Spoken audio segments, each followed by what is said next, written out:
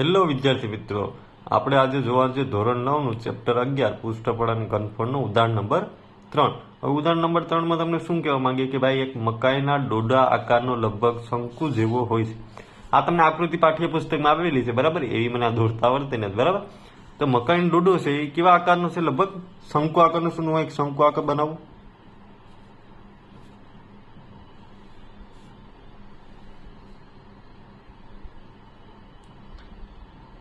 કે ભાઈ આવા આકારનો એક ડોડો છે, બરાબર? એવું કહેવા માંગે છે.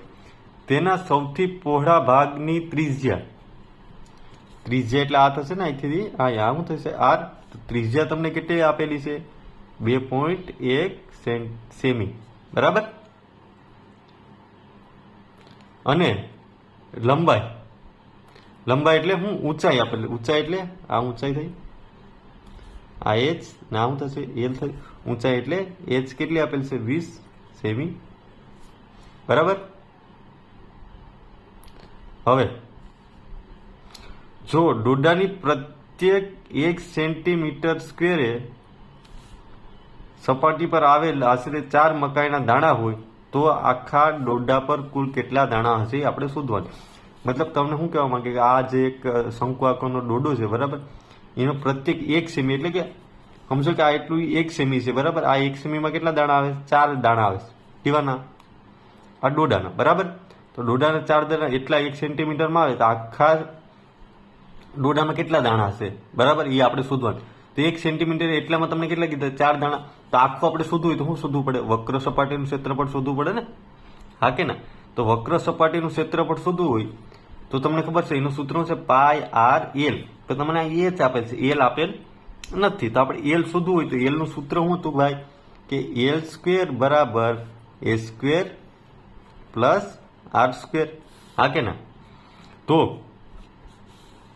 એચ કેટલા તમને આપેલ છે ભાઈ? 20 નો વર્ગ. આર કેટલા આપેલ છે? 2.1 નો વર્ગ. આવી રીતના આપેલ છે તમને. હવે જો 20 નો વર્ગ તો તમને ખબર હશે કે ભાઈ 400 થાય. 21 નો વર્ગ તમને ખબર હશે ને? આનામાં આમ લખી કહો ને 21 ભાગ્યા 10 નો વર્ગ. તો આનામ લખી કઈ ને 400 પ્લસ 21 નો વર્ગ કેટલો થાય? 441 ભાગ્યા આ 100 થઈ જશે. તો 1 અને 2 અહીં પોઈન્ટ આવશે ને, તો 400 પ્લસ 4.41 થશે. તો 400 અને 4.41 નો સરવાળો કરો તો એલ સ્ક્વેર બરાબર તમને શું મળશે? તો ભાઈ 404.41 મળે.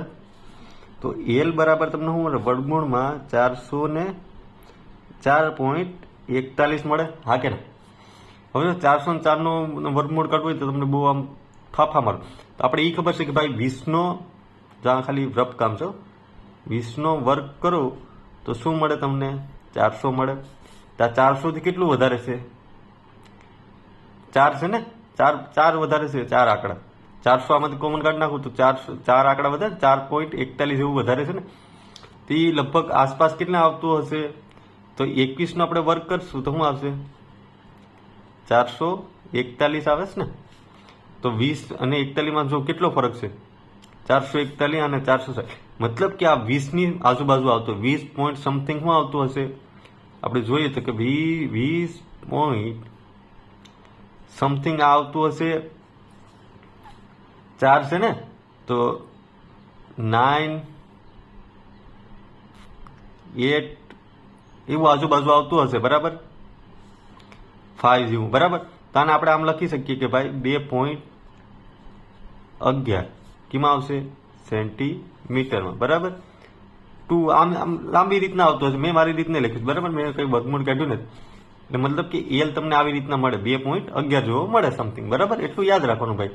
આ શોર્ટકટ રીત આપી કે ભાઈ 400 છે તો એનું 20, તો 20 પોઈન્ટ સમથિંગ આવતો હશે, કેમ કે 4 પોઈન્ટ વધારે છે. મેં એવી રીતના તમને એ કાઢ્યું, બરાબર?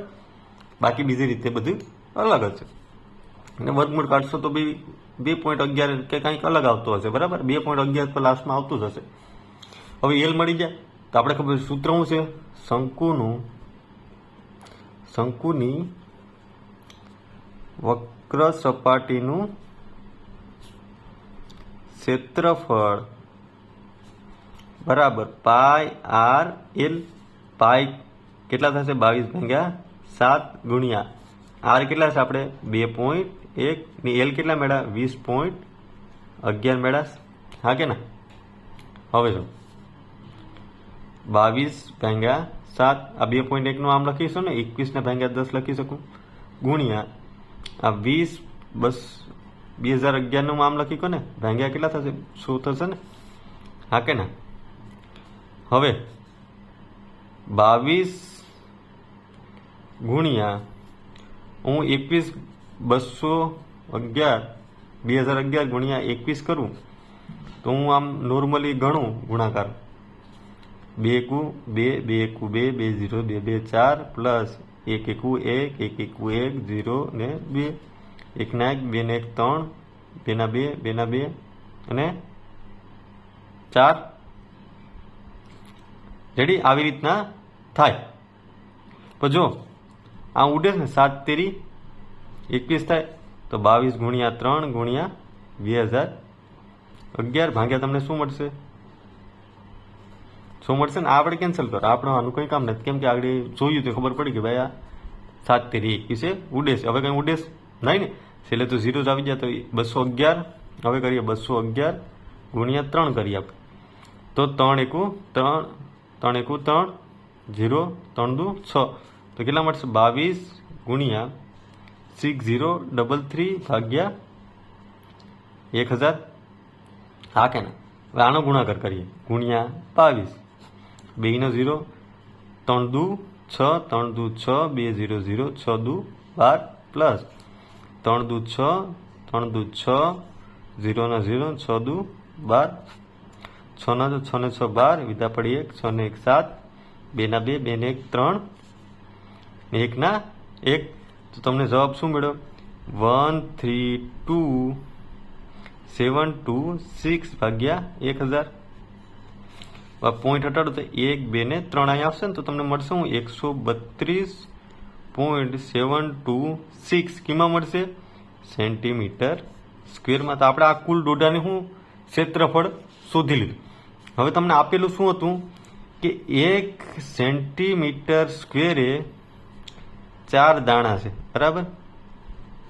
આપણે આખા દોડામાં જવું તો કેટલા છે? આખા દોડામાં 132.726 સેન્ટીમીટર સ્ક્વેરે કેટલા દાણા હશે? તો ક્રોસ ગુણાકાર કરીએ તો 132.726 ગુણ્યા 4, ગુણાકારમાં 4 કરો તો આપણે અહીં કરીએ 132.726 ગુણ્યા 4 તો ગુણાકાર કરો તો શું મળશે?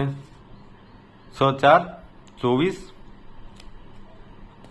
4 દુ 8 ને 9 10, 7 દુ 14 ને 15, 4 દુ 8 ને 9, 4 તેરી 12, વિધા પડી 1, 4 એકુ 4 ને 5 તો તમને મળે હું 5 6 29.504 આવું સમથિંગ મળે. તને આપણે આમ સમથિંગ આમ લખી શકીએ ને કે ભાઈ 500 ને 5 આ બાજુ તો 30 દાણા થશે.